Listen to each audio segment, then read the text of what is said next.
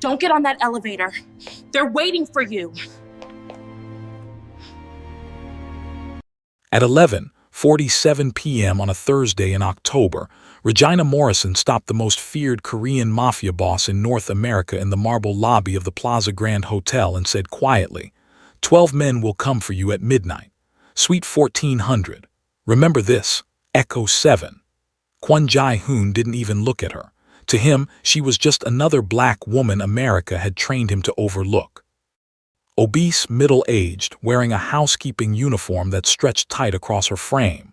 The kind of person who existed in the background of his life, cleaning the messes he made, invisible until they weren't. He waved her away with one hand, diamond cufflinks catching the chandelier light. Didn't break stride. Didn't acknowledge her existence beyond that dismissive gesture. Regina didn't argue, didn't plead. She only added one thing as she turned back toward her maintenance cart, voice barely audible over the lobby's ambient music. You'll remember me when you start bleeding. Then she was gone, disappearing into the service corridors that networked through the hotel like veins through a body, places where people like her worked and people like him never went. Kwon continued toward the elevator bank, his security team flanking him. 3 men in tailored suits, earpieces, hands never far from the weapons concealed beneath expensive fabric. They'd heard the exchange. None of them commented. In their world, crazy people made predictions all the time. Street prophets, conspiracy theorists, attention seekers hoping for a payout. The elevator arrived with a soft chime. Kwon stepped inside, checked his Patek Philippe. 11:49 p.m. 2 minutes since the woman's warning. 11 minutes until midnight. His phone buzzed. A text from Park Min-jun, his second-in-command, who was already upstairs securing the meeting location. Suite clean. No threats. Choi's people are 15 minutes out. Kwon typed back with one thumb, the other hand adjusting his tie. Black silk Italian costs more than most people earned in a month. Any problems with the sweep? None. 3 passes. We're clear. The elevator climbed. 14 floors. Kwon watched the numbers increment on the digital display and thought about the woman's eyes. Dark. Serious. Absolutely certain in a way that didn't match her station in life. 12 men. Midnight. Suite 1400. Echo 7. Specific. Detailed. Wrong, obviously, but specific. His mind cataloged it automatically the way it cataloged everything. Threats, opportunities, weaknesses in opponents, patterns in chaos. 23 years in this business had taught him that information mattered more than firepower. The person who knew the most usually walked away. The person who dismissed intelligence died surprised. But hotel maids weren't intelligence sources. They were furniture with pulses. The elevator reached the 14th floor. Doors opened onto hallway that cost $8 million to renovate. Thick carpet absorbed footsteps. Recessed lighting created pools of warmth. Original artwork lined the walls, pieces that belonged in museums but existed here where only the wealthy would see them. Kwon's lead security man, Kim Tae-yang, stepped out first. Hand inside his jacket, eyes scanning. He checked left, right, then nodded. Clear, sir. Kwon followed. His other 2 guards flanked him, maintaining spacing that allowed clear lines of fire without clustering. Professional, practiced. They'd protected him for 7 years. Knew his routines, anticipated his needs. Suite 1400 sat at the hallway's end. Corner unit. Enhanced security. 3 deadbolts plus electronic lock. Windows that could stop rifle rounds. Panic button wired directly to the hotel's private military contractor. Min-jun had the door open before they reached it, stepping aside to let Kwon enter first. The suite was exactly as it should be, floor-to-ceiling windows overlooking the city. Leather furniture arranged in conversation clusters. Bar carts stocked with premium liquor. Everything clean, everything perfect, everything safe. Kwon moved to the windows, looked down at the street 14 stories below. Traffic moved in rivers of light. People lived their small lives down there, unaware that above them, men who controlled entire territories negotiated deals that would determine who lived, who died, who prospered. Choi's running late, Min-jun said, checking his phone. His crew got stopped at a DUI checkpoint in Koreatown. Says they'll be here by 12:20. Kwon nodded. Choi Sung-min ran the Southern District. Tonight's meeting was supposed to finalize a partnership, combining territories, pooling resources. The kind of deal that made empires or started wars. He poured whiskey from the bar cart. Japanese, aged 25 years, 2 fingers, no ice. The glass was crystal, heavy, expensive. He raised it to his lips. 11:54 p.m., 6 minutes until midnight. Somewhere in the back of his mind, the woman's warning echoed. 12 men will come for you at midnight. Kwon smiled grimly into his whiskey. Another false prophet selling fear. The city was full of them. He drank. And then the door exploded inward. Not picked, not unlocked, not breached with careful precision. Kicked, splintered, ripped from its reinforced frame with enough force to send wood fragments spinning across the marble entryway. 12 men poured through, black tactical gear. No patches, no identification. No faces visible behind dark masks. And weapons. God, so many weapons. Kwon's glass shattered on marble. His hand went for the shoulder holster beneath his jacket, but the attackers moved like water, flowing into the room with practiced efficiency that spoke of military training. Min Jun drew first. His weapon-cleared leather rose toward the nearest attacker. He fired twice. Center mass, perfect shots. Both rounds sparked off body armor. The attacker didn't even slow. He closed the distance, blade flashing in his hand, not a knife. A tactical karambit, curved, serrated, designed to open arteries. The blade caught Min Jun across the forearm. His gun clattered away, blood spraying the cream-colored couch. He stumbled back, eyes wide with shock that he'd been cut so easily. T. Yang fired next. 4 shots, controlled burst. 2 attackers dropped, throat shots that armor couldn't stop, but the other 10 kept coming. The second guard, Li Yi-sung, rushed forward, tried to tackle an attacker. The man sidestepped, brought his blade down into Yi-sung's shoulder. Deep. The guard screamed, went down hard. Kwon drew his Sig Sauer. Fired. 1 attacker dropped, headshot, no armor there. Another staggered, took a round through the thigh, fell to one knee but kept moving, crawling forward with his blade still raised. The third took 2 rounds to the chest, right over the heart. Body armor held, but the impact knocked him backward into the hallway. Kwon counted shots automatically. 3, 4, 5, 6. Magazine held 15 rounds, 9 left, but there were still 9 attackers standing.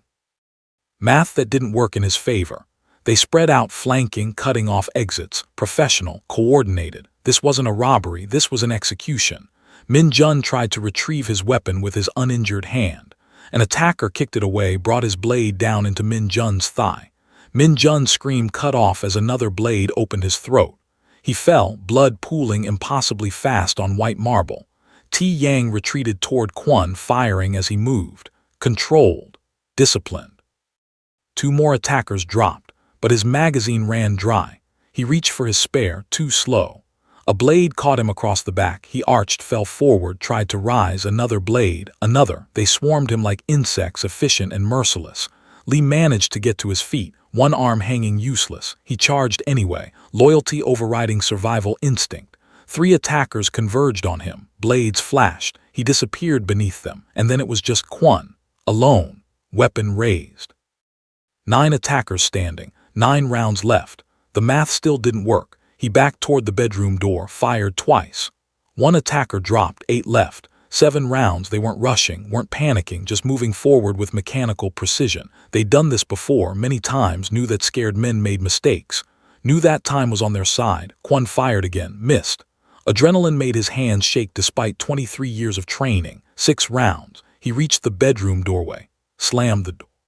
Twisted the lock, knew it wouldn't hold long. The bedroom was smaller. 1 exit, windows that didn't open. He was trapped. Fists pounded the door, wood cracked. Kwon checked his phone. 12:01 a.m. Midnight had come, just like she said. 12 men will come for you at midnight. How did she know? The door shuddered. Hinges groaned. 1 more hit and it would give way.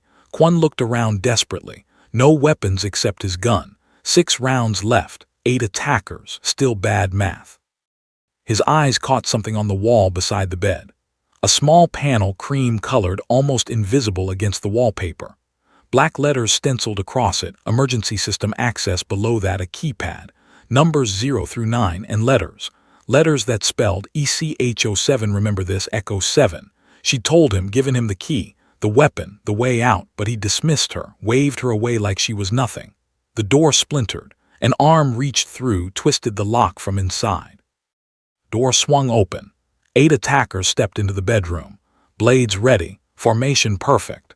Kwon's fingers hit the panel, it popped open. The keypad glowed green. 7 characters needed. ECH07, but the keypad was numeric. He needed numbers, think. Hotels used phone keypads for emergency codes. Letters mapped to numbers. E equals 3, C equals 2, H equals 4, O equals 6, 7 equals 7, 3, 2, 4, 6, 7. His blood-slicked fingers punched the sequence. For one terrible second, nothing happened. The lead attacker grabbed his shoulder, blade rising. Then sound erupted. Not from the room, from everywhere. Alarms, industrial-grade, deafening. The kind designed to wake every guest, alert every authority, pierce through walls and distance and denial. Red emergency lights strobed through the suite, and beneath the alarms, a mechanical grinding as steel shutters began descending over every window, every door. The hotel's emergency lockdown system. The attacker released Kwon's shoulder, spun toward the door. Too late. A steel barrier crashed down, sealing the bedroom entrance. Another sealed the suite's main door. Another covered every window. They were trapped, all of them, sealed in a steel box with nowhere to go. The attackers moved to the windows, tried to pry the shutters open. Useless. Industrial steel designed to contain fires, chemical attacks, terrorist incidents. Then voices, deep, authoritative, amplified through speakers hidden in the ceiling. Plaza Grand Security. Suite 1400 is in emergency lockdown. Armed response incoming. Drop all weapons immediately. Boots pounded in the hallway. Not hotel security, something heavier, faster, military cadence. One attacker pulled a phone, started typing frantically. Another kicked at the steel shutter, made no progress. A third looked at Kwon, eyes cold behind his mask, calculating if they were going down whether they could still complete the contract. He raised his blade. Gunfire exploded through the walls. Not random shots, controlled bursts, precision fire. The steel shutter over the main door shrieked as something on the other side cut through it. Sparks flew, painting the darkness in orange and white. An angular opening appeared, growing wider with each second. Black-clad figures poured through. Not police, not hotel security, private military contractors in full tactical gear. Rifles with laser sights painting red dots across everything. Drop your weapons. Hands visible now, the 8 attackers looked at each other. A silent conversation passed between them in glances and minute gestures. Then they moved as one, not toward the PMC team, toward Kwon. Final attempt to complete the contract. The PMC team fired, close quarters. No hesitation, no warning shots. Center mass. Head shots when body armor blocked. All 8 attackers dropped within 3 seconds. Professional, efficient, brutal. Blood pooled on marble that had been white 20 minutes ago. Silence crashed down, just the alarms, the strobing red lights, Kwon's ragged breathing. A PMC operator approached, rifle still raised, laser sight painting a red dot on Kwon's chest. He spoke into his comm unit, voice calm despite the carnage. Target secured, multiple hostiles down, we need medical, multiple casualties. Kwon tried to stand. His legs refused, he looked down. Blood soaked his shirt, his pants. He didn't remember being cut, didn't remember pain. But now that the adrenaline was fading, pain bloomed everywhere. The operator lowered his rifle slightly. Sir, stay still. Medics are coming. Who? Kwon's voice came out hoarse, damaged. Who are you? Plaza Grand employs our company for emergency response. When Suite 1400 triggered lockdown, we deployed immediately. I didn't know that system existed. It's listed in the premium suite documentation. Emergency protocol for high-value guests. You entered the panic code. The whole floor locked down and we responded within 90 seconds. Echo 7, the code Regina had given him, the key that saved his life. How would anyone know that code? Kwon asked. The operator shrugged. Hotel staff are briefed on all emergency systems. Fire codes require it in case they need to help guests evacuate. Hotel staff, Regina Morrison, the woman he'd dismissed, the woman who'd known everything. Medics arrived. Professional, quick. They worked on Kwon's wounds, pressure bandages, IV lines, oxygen. One knelt beside him, checked his vitals. Am I dying? Not today. You've lost blood, but none of the cuts hit major arteries. You'll need stitches, antibiotics, rest. My men, the medic's expression told him everything. 2 dead, 3 critical, they're being transported now. Min Jun, T Yang, Yi Sung, men who'd protected him for years. Dead because someone wanted him dead more than they wanted to live. The medic stabilized him, loaded him onto a gurney, wheeled him through the destroyed suite. Past bodies, past blood, past shattered furniture and bullet-riddled walls. Police filled the hallway now. Real police. Cameras flashed. Crime scene tape went up. Yellow markers placed beside shell casings and blood spatter. A detective approached the gurney as they waited for the elevator. Mid-40s, tired eyes, cheap suit. Had read Detective H. Wang. Mr. Kwon, I'm going to need your statement. Tomorrow. Sir, 12 men are dead, this is. Self-defense, Kwon interrupted, voice gaining strength despite the pain. Check the suite cameras, check the hallway footage. They broke in, attacked us. We defended ourselves. H. Wang's jaw tightened. In this city, certain names carried weight. Kwon Jae-hoon was one of them, the kind of man who could make problems disappear if you pushed too hard. Fine, tomorrow, but we will be speaking. Detective. Kwon stopped the gurney with one hand. There's a hotel employee, housekeeping, black woman, plus size, name tag says Regina, find her, bring her to me. Why? She's a witness to everything. The elevator arrived. Medics pushed the gurney inside. As the doors closed, Kwon spoke again. Find her, whatever it takes. The elevator descended. Kwon closed his eyes. Pain throbbed through every wound, but his mind worked through fog and morphine. 12 men, midnight, suite 1400. Echo 7. She'd known all of it, not a lucky guess, not a con. She'd possessed specific intelligence about an assassination attempt on his life, which meant someone had told her, or she'd overheard. Or in this option made his blood run colder than the blade wounds. She was connected somehow. Part of the network playing both sides. The elevator reached the ground floor. The lobby was chaos. Guests in robes and pajamas. Hotel management trying to contain panic. Police cordoning off elevator banks. The medics wheeled him toward the front entrance where ambulances waited. He scanned faces looking for her. The plus-size black woman with prophecy on her lips. She wasn't there. Regina Morrison stood in the employee locker room changing out of her housekeeping uniform. Her hands shook slightly as she unbuttoned the vest, folded it carefully, placed it in her locker. Locker 23. She'd worked at the Plaza Grand for 9 years. 9 years of cleaning other people's messes. Of being invisible. Of watching the world operate around her like she didn't exist, but she existed, and she saw everything. Her phone buzzed. A text from Marcus, the night shift supervisor. Did you hear? Floor 14, shooting, multiple casualties. She didn't respond, just finished changing into street clothes. Jeans, sweatshirt, comfortable shoes for walking. Another text. Police are looking for you. Said they need to talk to all staff who work tonight. Regina deleted both messages. Pulled a pre-packed bag from the bottom of her locker. Not much. Change of clothes, cash, prepaid phone. Bus ticket purchased 3 weeks ago. She'd known this night was coming. Had known what would happen, what she'd have to do, what would come after. People like Kwon Jae-hoon didn't understand gratitude. They understood suspicion, fear, the need to control. He'd want answers. She couldn't give him those. Not yet. Not until he was ready to understand what she really was. Regina closed her locker for the last time. Walked through the service corridors she knew better than her own apartment. Exited through the loading dock where delivery trucks came and went without anyone noticing. The October night was cold. She pulled her sweatshirt tighter, adjusted her bag, started walking. Behind her, sirens wailed. Ambulances arrived. Police secured the perimeter. Ahead of her, the city sprawled, dark, dangerous, full of places where a woman like her could disappear. But she wouldn't disappear. Not really. She'd be watching, always watching, because that's what invisible people did. They witnessed the world, and sometimes when the world needed it, they spoke. 3 days passed. Kwon recovered in a private medical facility his organization owned. No hospitals, no records, no questions. 47 stitches across various wounds. 2 liters of blood replaced. Antibiotics fighting off infection that wanted to take root in blade wounds. Min Jun was dead.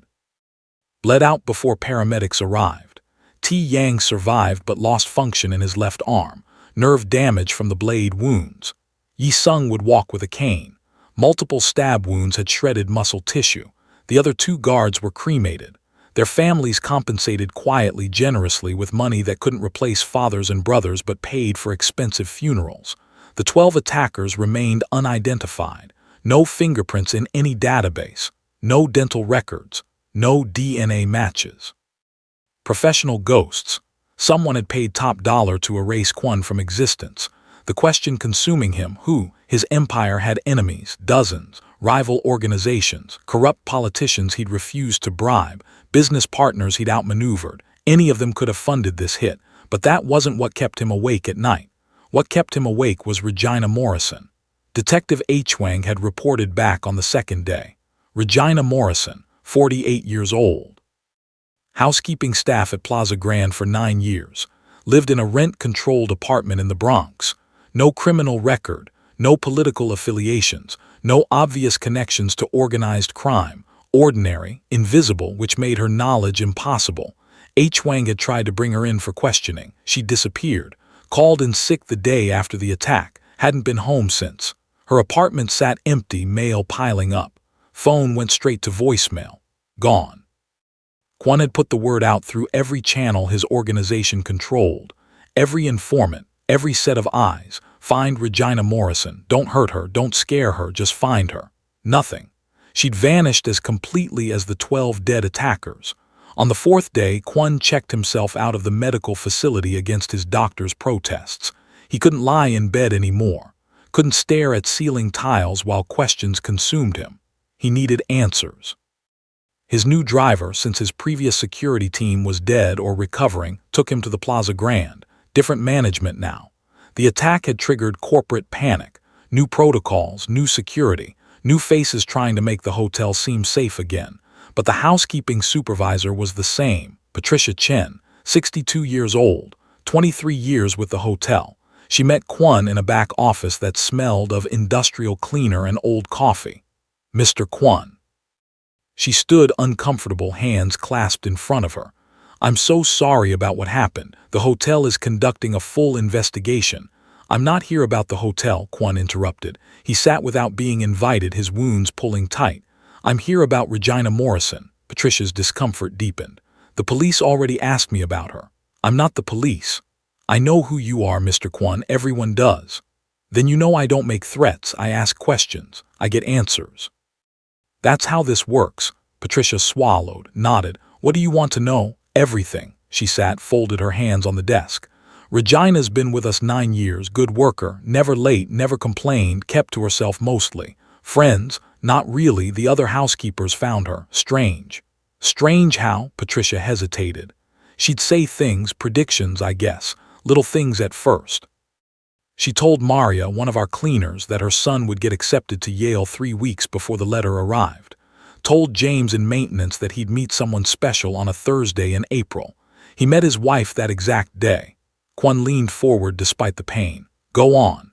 The staff started calling her a prophet, not mean, more like respectful, scared maybe. She'd know things she shouldn't know. When someone was about to get fired. When guests were dangerous. When trouble was coming. Dangerous guests. We get all types at the Plaza Grand. Drug dealers, criminals, people using fake names. Regina would warn us. She'd say, don't go into room 832 alone. Or don't clean suite 1200 until afternoon. She was always right. How did she know? Patricia shrugged. Some people thought she had cameras hidden or listening devices, but we swept her locker, her cart, everything. Nothing. She'd just. No, Kwon processed that. The night of the attack, she'd approached him in the lobby. Warned him, he dismissed her. What did she do after I waved her away? I saw that. I was at the front desk doing shift schedules. Patricia's expression showed disapproval. She went back to her cart, stood there for maybe a minute, then walked to the employee locker room, packed her things, left through the service entrance. Haven't seen her since. Did she say anything to anyone? Not that I heard, but Patricia hesitated. But what? She left something in her locker for you, apparently. Kwon's pulse quickened. Show me. They walked through service corridors, bare concrete, exposed pipes. The hotel's hidden skeleton where people like Regina worked and people like him never visited. The employee locker room smelled of sweat and cheap body spray. Patricia opened locker 23, mostly empty, but taped to the inside of the door was a white envelope. Mr. Kwon written in neat handwriting. Kwon took it, felt the weight. Something inside besides paper. He opened it. A hotel key card fell into his palm. Room 2847, and a note on Plaza Grand stationery. The shadows talk to people like me. We're the ones who clean up after darkness leaves. We hear confessions in the walls, see futures in blood stains, read endings in the way powerful men walk. You asked how I knew. I knew because your enemies aren't careful around invisible women. They think we can't understand, can't remember, can't act. You're welcome for saving your life. Don't look for me, but if you want to understand what's coming next, go to room 2847. Alone, midnight. The truth about who sent those 12 men is waiting there, and the truth about why they'll send more. RM Kwon read it twice, then a third time. What does it say? Patricia asked. Nothing. He pocketed the key card and note. Regina Morrison never worked here. You've never heard her name. If anyone asks, she's a ghost. Understand? Patricia nodded quickly. Yes, Mr. Kwon. He left. Midnight. Room 2847. Alone. Against every instinct that had kept him alive for 23 years, he would go. Because Regina Morrison had saved his life once. And if she knew who wanted him dead, he needed that information more than he needed caution.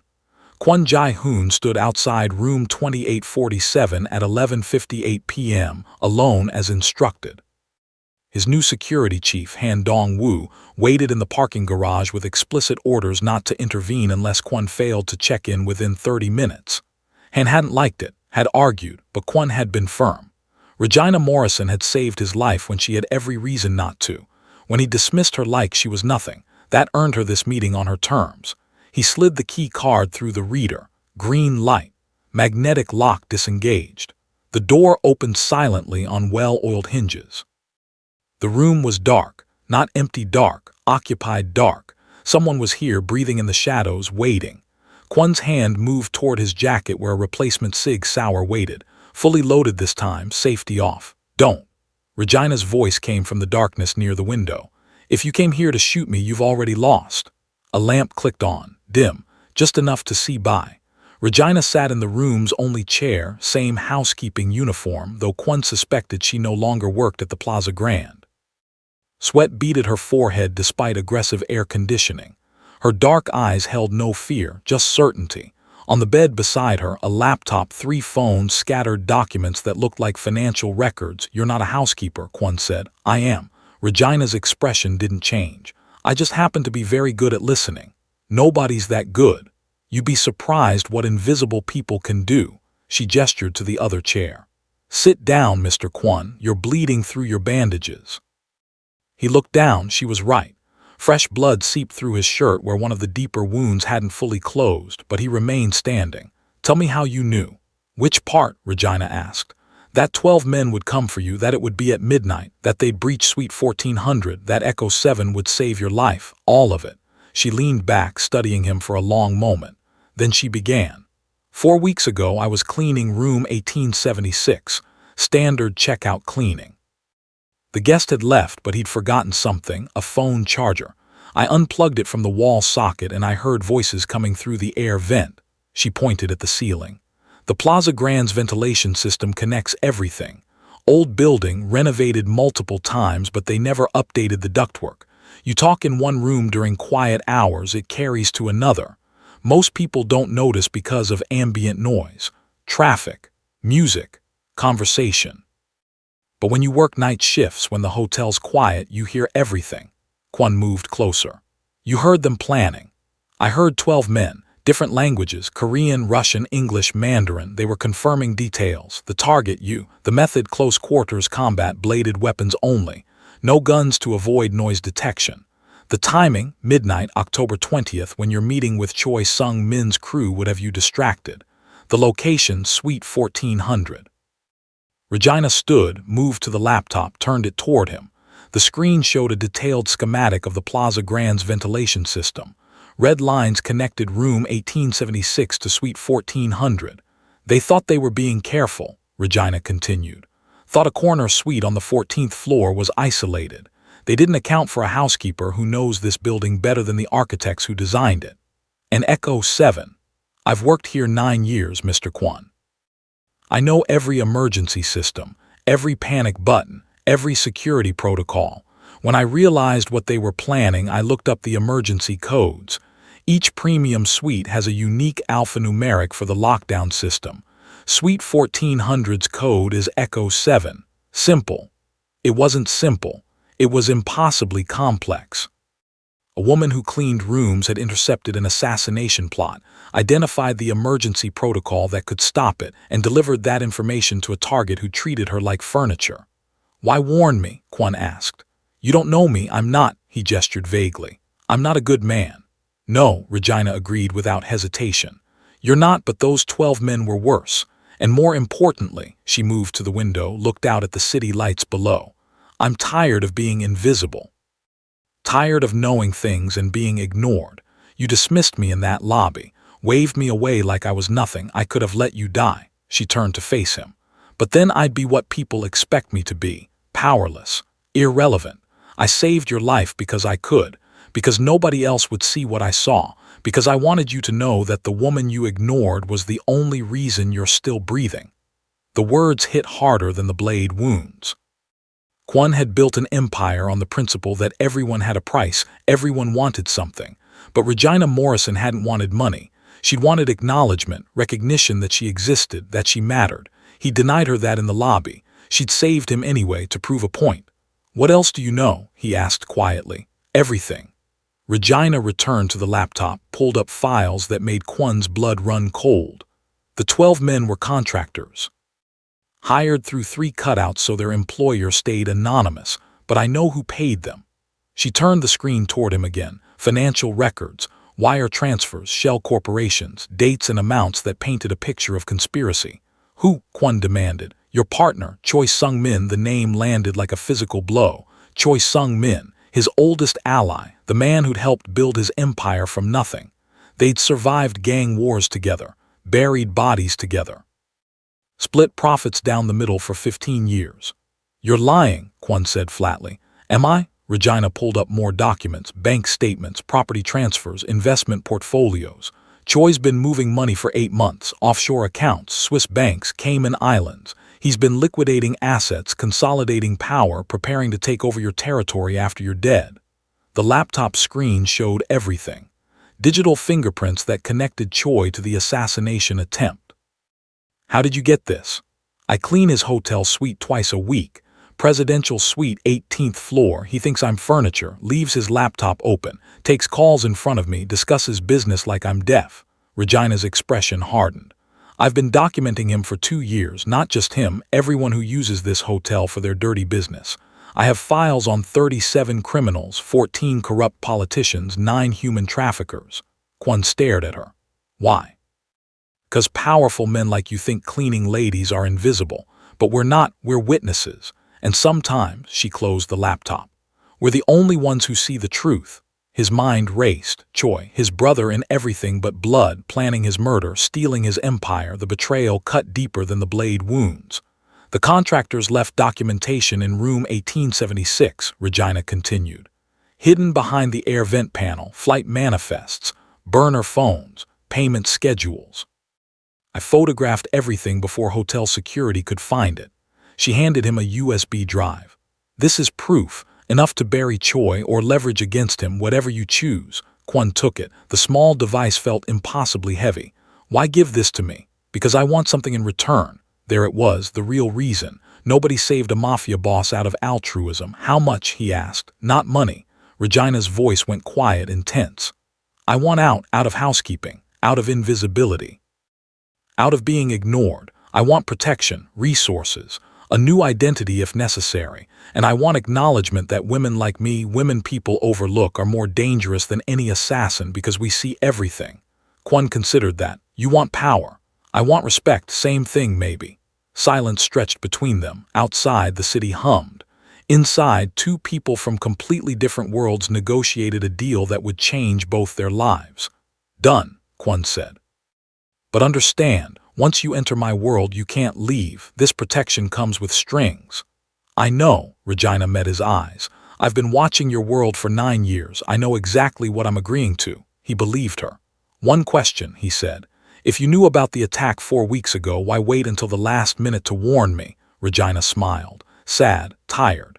Because I needed to know if you'd listen, if you'd respect the warning even when it came from someone you considered beneath you. You didn't, you waved me away, dismissed me completely, and that taught me everything I needed to know about you. Which is, that you're arrogant, blind, and you need someone like me to survive because your enemies already know your weakness. You only see threats from equals, you ignore everyone else, and that's how they'll kill you next time unless I'm there to whisper the truth. The accuracy stung more than the wounds. When do they send more? Choi's planning another attempt, 6 weeks from now. Different method, different team. I don't have all the details yet, but I'm listening, always listening. Then I need you close. I know. Kwon moved toward the door, stopped. The delivery, the way you said it in the lobby, very dramatic. I needed you to remember specific details stick in people's minds. 12 men, midnight, suite 1400, echo 7. If I just said someone's trying to kill you, you forget immediately. You were testing me. I was teaching you. Teaching you that the most important information doesn't come from your expensive consultants or your network of informants. Sometimes it comes from the woman pushing a cleaning cart. Remember that. It might save your life again. Kwon left without responding, but he remembered. Choi Sung-min lived in a penthouse overlooking the Han River. $20 million of real estate, top-tier security, enough legal distance from his criminal empire to maintain plausible deniability. Kwon arrived at 6:00 a.m. alone with Regina's USB drive in his pocket and a recording device running. Choi's security let him through. They'd served together for years, trusted him, foolish. The penthouse smelled of expensive coffee and old leather. Choi sat at a breakfast table reading a newspaper, 63 years old, silver hair, tailored robe. He looked up, smiled. Jae-hoon, you look terrible. Dying will do that. Choi's smile didn't waver. I heard about the attack. Thank God you survived. Do we know who sent them? We do. Kwon sat without being invited. You did. The smile finally faded. That's quite an accusation, Choi said carefully. It's a fact. Kwon placed the USB drive on the table. Bank records, wire transfers, communications with the contractors, all leading back to you. Choi stared at the drive. His hand moved slightly toward his pocket where he likely kept a weapon. Don't, Kwon warned. I came here to talk, not kill. But I can change plans. Choi's hand stopped. Where did you get this? A hotel housekeeper. What? A woman you've ignored for 2 years while you planned my death in your suite. She listened, watched, documented everything. You never saw her, that's why you failed. Choi leaned back, calculating odds. If you had real evidence, you'd have killed me already. Maybe I'm sentimental. You're never sentimental. True. Kwon leaned forward. Here's what happens. You liquidate your assets, all of them. Transfer control to me, quietly. Then you disappear. Argentina, Thailand, anywhere that's not here, you get to live. That's more mercy than you showed me. And if I refuse, then this USB drive goes to everyone, our partners, our competitors, the federal prosecutors. Your life ends messy. Mine ends cleaner. Your choice. Choi studied him. You'd really let me go. I'd prefer you gone over dead. Dead creates complications. Disappeared creates opportunities. Silence. Then Choi laughed. Bitter, defeated. 15 years we built this empire together, and I threw it away because I got greedy. You threw it away because you underestimated the help. The help, the people you ignore, the ones who see everything while you see nothing. Choi shook his head. Who is she, this housekeeper? Someone smarter than both of us. Will she come after me too? Only if you come after me again. Choi considered that, then nodded. 48 hours, I'll be gone. 48 hours, Kwon agreed. He stood, walked to the door. Jae-hoon, he turned. How did she know? Choi asked. How did some cleaning woman figure out what cost millions to orchestrate? Because you talked in front of her like she was furniture, made calls, left evidence. You never considered she might be listening, that's how. And you're not the only one who made that mistake. Kwon left. 46 hours later, Choi Sung-min boarded a private flight to Buenos Aires. His assets, offshore accounts, property holdings, business interests quietly transferred to Kwon's control. The empire grew larger. The man who built it disappeared into South American obscurity. Justice, Mafia style. 3 months passed. Regina didn't become part of Kwon's inner circle. She became something else, something harder to define. His eyes, his ears, his ghost. She moved through his world like she'd moved through the hotel, invisible, observant, deadly in her knowledge. When rivals met in restaurants, Regina worked as a server, listened to their plans, reported back. When politicians needed bribing, Regina posed as an aide, documented their corruption. When deals went wrong, Regina found the leaks, the traitors, the weak links. She'd been right. Invisibility was power. People confessed sins to her without realizing it. Revealed strategies while she pretended not to understand. Discussed murders while she cleaned their blood-stained floors. Kwon's empire expanded. Not through violence, but through information. Information she provided. He offered her apartments, money, status, everything that should matter. She refused. She kept her rent-controlled place in the Bronx, kept working side jobs, kept maintaining the facade of ordinary. "I'm more useful when people don't know what I am," she explained once. He didn't argue. She was right, but something bothered him. The way she looked at him sometimes, like she could see futures, read endings. Know things that hadn't happened yet. 4 months after the attack, Kwon received a call at 3:00 a.m., his private line. The one only 5 people knew. "It's done." Regina's voice calm, flat. "What's done?" "I found who hired the contractors before Choi, the original source." Kwon sat up. "I thought Choi was the source." "He was the money, but someone gave him the idea, planted the seeds, made him think killing you was the smart play." "Who?" "Meet me. Our usual place." She disconnected. Their usual place was a 24-hour diner in Queens, fluorescent lights, burnt coffee, booths that had seen decades of whispered conversations. Kwon arrived 30 minutes later. Regina sat in the back booth, drinking tea that smelled like herbs he didn't recognize. He slid across from her. "Talk. Your ex-wife." The words hit like a blade. Seo Yeon wouldn't. "Wouldn't what?" Regina interrupted. "Hire someone to kill the man who divorced her, who humiliated her in front of her family, who cut her off from the lifestyle she'd built for 12 years. I gave her money, resources, more than the courts would have mandated. You gave her scraps. She wanted the empire. When she couldn't have it, she decided to burn it down." Regina slid a folder across the table. Photos, bank statements, text messages, all showing Seo Yeon's coordination with Choi, all showing her hatred, her planning, her desire to watch him bleed. "Why didn't you tell me sooner?" "Because I needed to be sure, and because," Regina met his eyes, "because I needed to see how you'd react." "React to what?"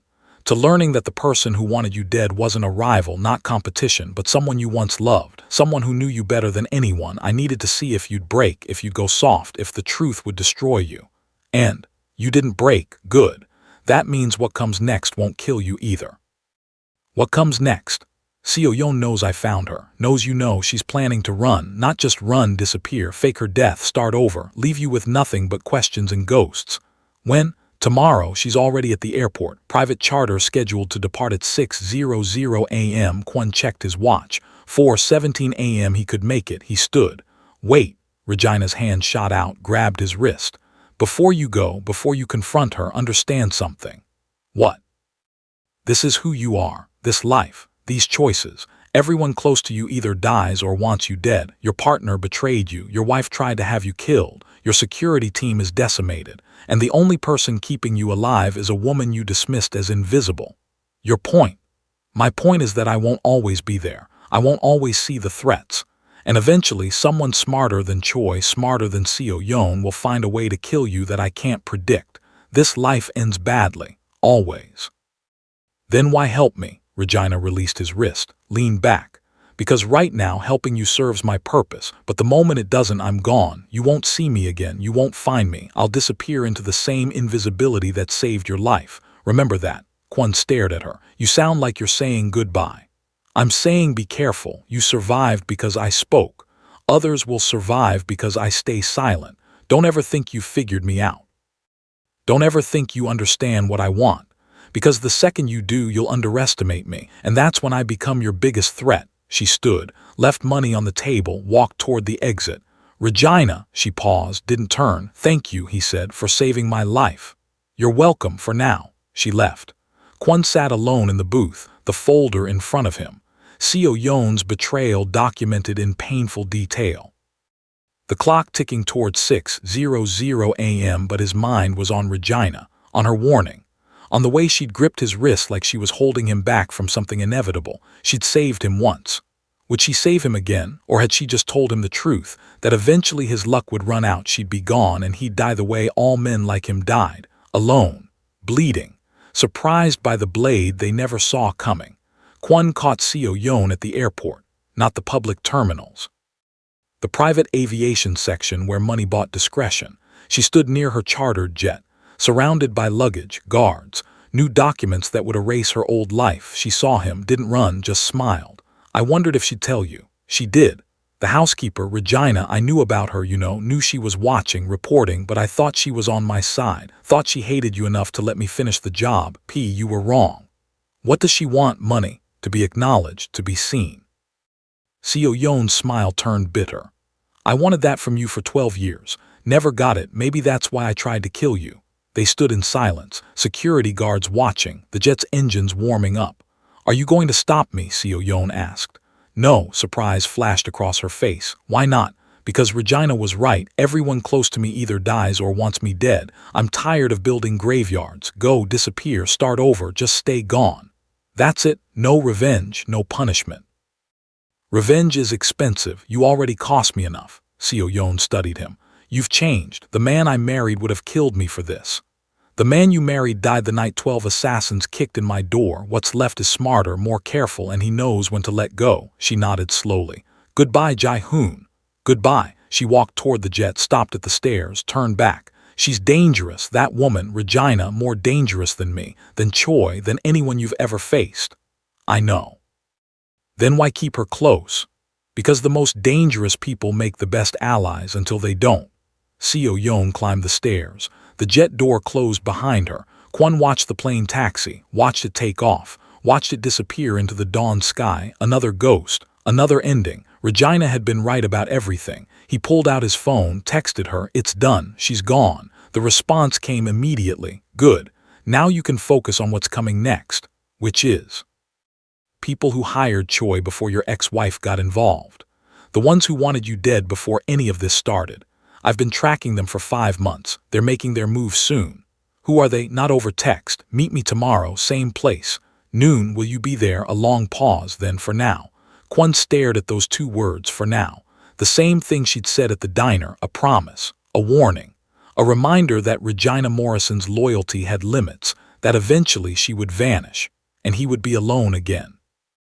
Facing enemies he couldn't see, without the one person who could. He pocketed his phone, walked back to his car where Han waited. Home, sir. No, take me to the office. I have work to do. Because Regina was right about one more thing. This life didn't allow for rest, only preparation for the next threat, the next betrayal, the next moment when the invisible people would speak, and the powerful would finally listen, or die surprised. The diner in Queens at noon looked different in daylight. Less noir. Less mysterious. Just a tired establishment with cracked vinyl booths and coffee that had been sitting too long. Kwon arrived exactly on time. Regina was already there, same back booth, but she wasn't alone. A man sat across from her, late 50s, expensive suit that didn't match the surroundings, Korean, face that triggered recognition in Kwon's memory, but he couldn't place it. Regina saw him, gestured to the empty seat beside her. Mr. Kwon, thank you for coming. This is Detective Park Jin-sung. He works organized crime for the Seoul Metropolitan Police. He's been investigating you for 3 years. Kwon's hand moved toward his weapon. Don't, Park said quietly. I'm not here to arrest you. I'm here because Regina Morrison convinced me we have a common enemy. Kwon didn't sit. Explain now, Regina spoke. Remember I said someone hired Choi before your ex-wife got involved? Someone who wanted you dead before any of this started? Yes. It wasn't a rival gang. It wasn't a corrupt politician. It was someone inside your organization, someone who's been there from the beginning, someone who's been feeding information to law enforcement, to your competitors, to anyone who would pay. Who? Park pulled out a tablet, turned it toward Kwon. The screen showed surveillance photos, wire transfer records, encrypted communications, all bearing one name, Han Dong-woo, Kwon's new security chief, the man waiting in the parking garage right now. The man he'd trusted after everyone else died or disappeared. You're wrong, Kwon said flatly. I'm not. Regina's voice was gentle but firm. Han's been working both sides for 5 years. He fed information about your movements to the contractors. He disabled the security protocols that should have stopped the 12 assassins. He told Choi where you'd be and when.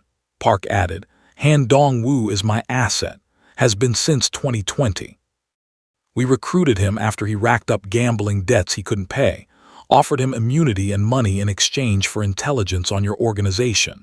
Kwon's world tilted. Han, the man he'd promoted after the attack, the man who'd sworn loyalty, who'd driven him here today. Why tell me this? Kwon asked. Why not just arrest me? Because Han's gone rogue, Park said grimly. He was supposed to gather intelligence. Instead, he's been playing all sides, taking money from us. Taking money from your rivals, taking money from anyone who wants you dead. And 3 days ago, he transferred $2 million from your offshore accounts into his own. Regina pulled up more documents on the tablet. He's planning to disappear tonight, private flight to Manila, new identity, he'll be gone before you realize the money's missing.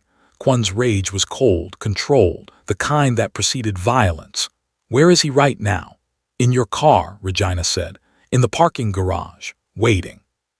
He doesn't know I've found him, doesn't know Park is here, doesn't know this meeting is a trap. A trap for who, him or me? Park leaned forward. For both of you potentially. Here's the situation. I can arrest you right now. I have enough evidence from Han's reports to put you away for 20 years or you help me bring down the real target. Which is the network Han's been working for, not just your organization. An entire infrastructure of corrupt officials, laundered money, and criminal enterprises spanning 3 countries. Han's just one piece, you're another piece. But the person at the top, Park pulled up another photo. An older Korean man, 70s, respectable looking. Kwon knew him immediately. Congressman Lee Yi-won. Exactly, Park said. Lee's been orchestrating everything. The attacks on you, the infiltration of your organization, the consolidation of territory after you were supposed to die.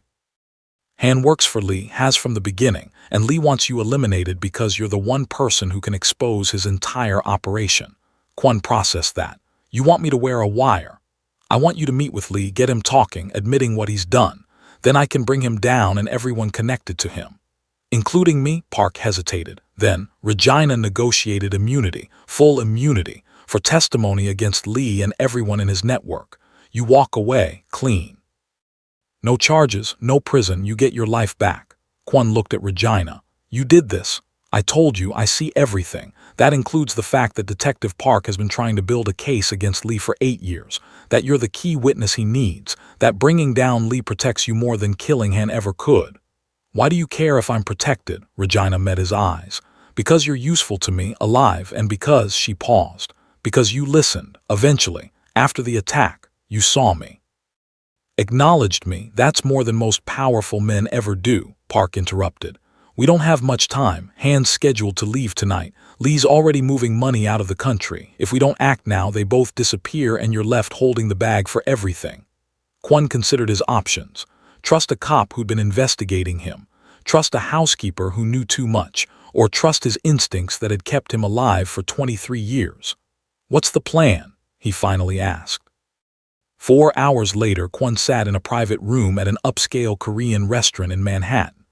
Congressman Lee Yi-won sat across from him. Silver hair, kind eyes, the face of respectability, and under Kwon's shirt a wire, transmitting every word to Park Jin-sung and a team of federal agents positioned throughout the building.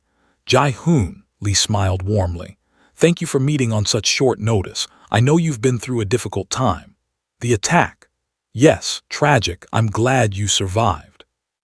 Lee poured soju into small glasses. I wanted to discuss a business opportunity. With Choi gone, there's a vacuum in the Southern Territory. I have investors interested in legitimate development, hotels, real estate, clean money. Clean money doesn't need someone like me. Lee's smile widened. But legitimate businesses need protection, security, someone who understands how to navigate complicated situations. You mean illegal situations? I mean situations where the law and business intersect in creative ways. Kwon sipped his soju. The wire itched against his skin. What do you really want, Congressman? Lee's expression shifted, less friendly, more calculating. I want to know how you survived. 12 professional contractors, coordinated attack, perfect timing. You should have died in that suite. Someone warned me. Who? A hotel maid, Regina Morrison. Lee's jaw tightened almost imperceptibly. Interesting. Where is Ms. Morrison now? Gone, disappeared after the attack. Unfortunate, I would very much like to speak with her. Why? because someone who knew about that attack before it happened is either very lucky or very connected, and I don't believe in luck. Kwon leaned forward. Did you send those men? Why would I do that? To take over my territory, to eliminate competition, to consolidate power under your network. Lee laughed. Those are serious accusations, Jae-hoon. Do you have proof? I have testimony from Choi Sung-min before he left the country. He told me everything, how you approached him, how you convinced him killing me was profitable, how you promised him protection if he succeeded. The room went very quiet. Lee stopped smiling. Choi is a liar, a traitor. Whatever he told you is fiction designed to save his own skin. He told me about the money, $2 million, transferred through 3 shell corporations, all connected to you, all timing with the attack. Lee's hand moved toward his pocket. I wouldn't, Kwon said quietly. We're not alone. Lee froze. What? Detective Park Jin-sung, Seoul Metropolitan Police. He's listening to every word, along with federal agents positioned throughout this building. You're finished, Congressman. Lee's face went white, then red, then calculating. You're wearing a wire. Yes. Everything I said, recorded, admissible, enough to charge you with conspiracy to commit murder, racketeering, money laundering. You'll die in prison. Lee stood abruptly. This is entrapment, illegal search. I have lawyers. You have nothing. Park Jin-sung entered the room, badge displayed, 3 agents behind him. Congressman Lee Yi-won, you're under arrest for conspiracy to commit murder, racketeering, wire fraud, and about 15 other charges we'll discuss at the precinct. Agents moved forward, cuffed Lee. Read him his rights. Lee stared at Kwon with pure hatred. You have no idea what you've done. The people I work for, they won't forgive this. They'll come for you, and your little maid won't be able to save you. Maybe not, Kwon said, but she already saved me once. That's more than anyone else ever did. They took Lee away. Park turned to Kwon. Good work. That recording will hold up in court. With your testimony, we can dismantle his entire network. My immunity, already processed. Federal prosecutor signed off this morning. You're clear. Park extended his hand. Thank you. I know this wasn't easy. Kwon shook it. Where's Regina? She left, said she had business to handle. What business? Park shrugged. She doesn't tell me everything. Hell, I'm not sure anyone knows everything about Regina Morrison. Kwon found her that night in the last place he expected. The Plaza Grand Hotel, 18th floor, presidential suite that had belonged to Choi Sung-min. She sat at the desk, laptop open, files spread around her, still wearing casual clothes. Still looking like someone people would overlook. How did you know I'd be here? She asked without turning. Because you said you cleaned Choi's suite twice a week, because this is where you gathered intelligence, because Kwon entered, closed the door behind him, because I'm learning to see you. Regina smiled slightly. Progress. What are you doing? Finishing what I started. She gestured to the laptop. Lee Yi-won wasn't the top. He answered to someone else, someone in Seoul. Someone who's been orchestrating all of this for a decade. Who? Lee's business partner, a woman named Yoon Mi-sun. She controls shipping companies, construction firms, political campaigns. She's untouchable, protected by money and connections, but she made one mistake. Which is, she stayed at this hotel 3 times in the past year, and I cleaned her suite every time. Regina pulled up files. I have everything, financial records, communications. Proof of bribes to senators, judges, prosecutors, enough to bring down half the government. Kwon stared at the screen. You've been planning this for months. Years. I didn't save your life just to save you, Mr. Kwon. I saved you because you were the key to exposing all of them. Lee, Yoon, the entire network. You were the one person who could testify, who had standing in both worlds, who could survive long enough to matter. The truth hit him. You used me. Yes. Regina met his eyes without apology. I used you. The way powerful people have used invisible people for centuries. The difference is that I told you the truth eventually, and I'm giving you a choice now. Which is, walk away, take your immunity, rebuild your life, forget about Yoon Mi-sun and the rest of them. You've already done enough. Or help me finish this. Help me bring down every single person who thought they could ignore the help, who thought people like me didn't matter, who thought cleaning ladies couldn't change the world. Kwon considered that. Everything Regina had done, the warning, the evidence, the plan, had been calculated to reach this moment, this choice. She'd saved him, but she'd also manipulated him, used him for the greater good maybe, or for revenge, or for justice, maybe all 3. What do you need from me? He asked. Regina's smile widened. Yoonmi Sun is having dinner tomorrow night, private room, guarded meeting with her top associates. She thinks she's safe because Lee hasn't talked yet, doesn't know we have recordings, doesn't know you're working with the police. You want me to wear another wire. I want you to walk into that dinner and hand her these files, every piece of evidence I've collected, every crime she's committed. And I want you to tell her that the invisible people are watching, that we've always been watching, that the world she built on our backs is about to collapse. She'll have me killed. Park will have agents positioned throughout the building. Armed response within seconds. You'll be protected. Like I was protected at the Plaza Grand, Regina's expression softened. I saved you then, I'll save you again if necessary, but this time you'll be saving yourself, proving that you're more than what people think you are, more than just a criminal, more than just someone who dismisses the help. Kwon moved to the window, looked out at the city that had been his empire, his prison, his entire world. Why do you care so much about being seen? Because invisible people die invisible deaths, Regina said quietly. We disappear, get erased. Nobody remembers our names or our contributions, and I'm tired of it. Tired of watching powerful people take credit for work we did. Tired of being furniture, tired of being nothing. She stood, moved beside him at the window. You asked me once why I saved your life. The truth, because I needed you. Needed someone with power to amplify the truth I'd discovered. But also, she paused, because you said thank you. After the attack in that diner, you thanked me. Most powerful people never do that. Never acknowledge that someone beneath them helped. You did, and that meant something. Kwon looked at her, really looked.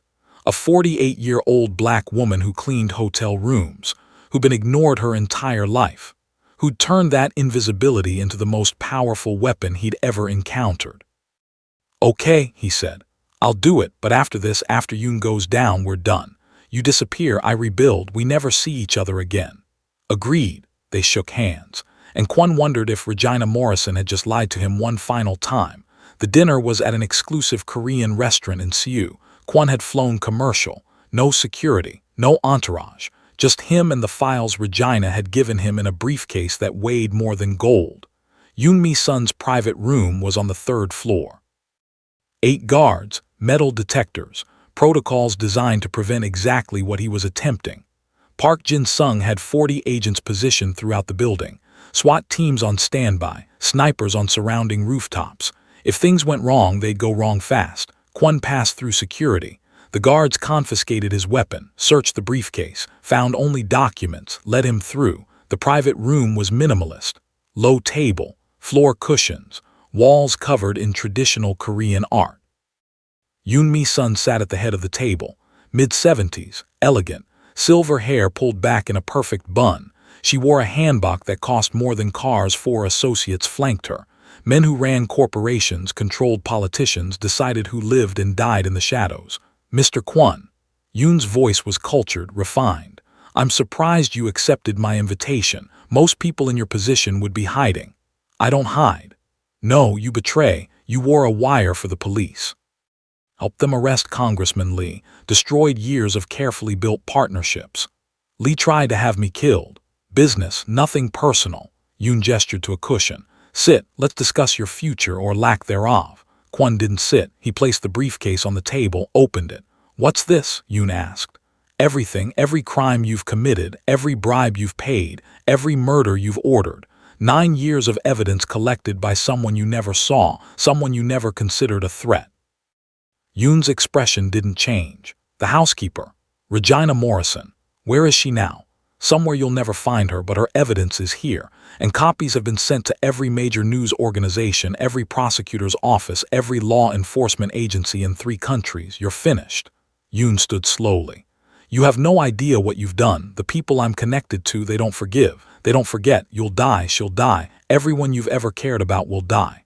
Maybe, but you'll die first. In prison, after a very public trial, after the world sees exactly what you are. Yoon's hand moved in a slight gesture. The 4 associates stood, reached inside their jackets. The door exploded inward. Federal agents, drop your weapons. Park Jin-sung led the breach. 40 agents poured through.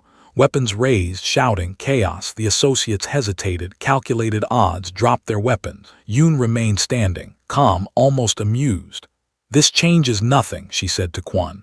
I have lawyers, resources, connections that reach farther than your imagination. I'll be free within a week. Maybe, Kwon said, but Regina Morrison has something you don't. Which is patience. She waited 9 years, documented everything, built an unbreakable case. She's not going away, and neither is the truth. Agents cuffed Yoon. Read her rights. She smiled at Kwon as they led her away. Tell your friend, the invisible woman, that she made one mistake. What? She revealed herself. The moment you said her name, she stopped being invisible, and that makes her vulnerable, just like everyone else. They took her away. Park approached Kwon. Excellent work. With this evidence and your testimony, Yoon's network is finished. Where's Regina? I don't know. She stopped responding to my calls yesterday. Alarm bells rang in Kwon's mind. What? She said she had one more thing to handle. Wouldn't tell me what, just disappeared. Park looked concerned. You don't think? Kwon was already moving. He found her in the Bronx, her rent-controlled apartment, 3rd floor walk-up, door unlocked. She sat at a small kitchen table, laptop open, tea cooling in a chipped mug, no blood, no violence. She just sat there, waiting. You came, she said without looking up. Yoon said you made a mistake, that revealing yourself made you vulnerable. She's right. Regina finally looked at him. The moment I testified, the moment my name appeared in official documents, I stopped being invisible, and invisible was my only protection. Then why do it? Because some things matter more than protection, justice, truth, proving that people like me can change the world. She smiled sadly. I knew this would happen, knew that eventually someone would come for me, but it was worth it. Kwon moved closer. Come with me, I can protect you, give you resources, new identity, whatever you need. It's kind, but no. Why? Because I don't want to spend the rest of my life hiding. I spent 48 years being invisible. I'm done with that. If they come for me, let them come, but I'll face them as Regina Morrison, not as furniture, not as someone people overlook, as myself. Kwon understood. She'd made her choice the moment she saved his life. What will you do? Keep watching, keep documenting, keep exposing powerful people who think they're untouchable. There are more Yoons out there. More Lees, more people who need to be stopped. You can't do that alone. I've been alone my entire life. I'm used to it. Kwon sat across from her. What if you weren't alone? Regina tilted her head. What are you offering? Partnership. You provide intelligence, I provide muscle. We take down the people who need taking down together as equals. You're a criminal.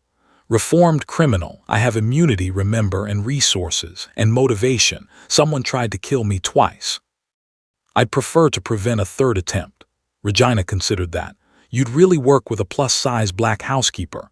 I'd work with the woman who saved my life, who saw everything I missed, who changed my world by refusing to stay invisible. Kwon extended his hand. What do you say? Regina looked at his hand, at his face, at the future he was offering. Then she smiled, not sad anymore, genuine. Okay, partners, but I have conditions. Which are? I'm not your employee. Not your informant, not your asset. I'm your equal. My voice carries the same weight as yours. My decisions matter as much as yours, and if I say someone needs to be stopped, you listen. Deal, deal. They shook hands. And in that moment, in a cheap apartment in the Bronx, 2 people from completely different worlds built something new, something powerful, something that would change everything. 6 months later, the Plaza Grand Hotel had new management, new security, new protocols designed to prevent what happened in Suite 1400, but they kept one employee from the old regime. Regina Morrison, promoted to Director of Security Consulting. She moved through the hotel like she always had, quietly, efficiently, observing everything. But now people noticed her, listened to her, respected her, because the story had gotten out. The housekeeper who saved a mafia boss, who exposed a criminal network, who brought down a congressman and a business tycoon. The invisible woman who changed the world. Kwon Jae-hoon ran his organization differently now. Legitimately, mostly. He transitioned to security consulting, using his connections and resources to protect people instead of control them. And he worked with Regina. She provided intelligence. He provided action. Together, they'd stopped 6 criminal operations, exposed 12 corrupt officials, prevented countless crimes. They were effective. They were dangerous. They were partners. On a cold December night, Kwon received a text. Plaza Grand, Suite 1400, midnight. Someone's coming for you again. He smiled. Some things never changed. He texted back. Who? Come alone. I'll tell you everything. He arrived at midnight. Suite 1400 had been completely renovated. No trace remained of the attack that had changed his life. Regina sat at the window looking out at the city. Who's coming? Kwon asked. No one. She turned to face him. I lied. Why? Because today is the anniversary. 12 months since 12 men kicked in that door, since you learned my name, since everything changed. She stood, moved toward him. I wanted to say thank you for listening, for seeing me, for proving that powerful people can change, that mistakes don't define us forever. Kwon felt something shift in his chest, something he hadn't felt in years. I should be thanking you. You saved my life. We saved each other, Regina smiled. That's what partners do. She raised a glass he hadn't noticed she was holding. Water, probably, or tea. To invisibility, she said, and to finally being seen. Kwon took the other glass from the table, raised it. To Regina Morrison, the most dangerous woman I've ever met and the best partner I could ask for. They drank. And outside, the city continued its endless dance of light and shadow, where invisible people watched, where powerful people learned, where someone with nothing became someone who mattered. All because she'd spoken when everyone else stayed silent. All because he'd listened when it would have been easier to dismiss. All because sometimes the most important voice is the one you almost didn't hear. Before we end today's story, I want to say thank you. Thank you for staying with Kwon and Regina through every moment of danger, every revelation, every choice that shaped their unlikely partnership. If this story reminded you that the people we overlook often see what we miss, that power comes from unexpected places, and that being truly seen is worth any risk, then it served its purpose. If you enjoyed this journey, please consider sharing it. Hit that like button. Subscribe to Love and Tension, because the best stories are the ones that make us reconsider who we notice, who we dismiss, and who might be watching us right now with knowledge we desperately need. Thank you for listening.